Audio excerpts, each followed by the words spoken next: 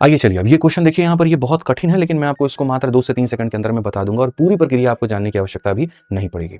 जैसे इस क्वेश्चन में आपसे कहा गया कि when finding the greatest common factor यानी HCF of 2 number by division method, the quotient are 4, 6 and 9 and the final divisor is यहाँ पर जो है वो 45 है। Find the least common multiple.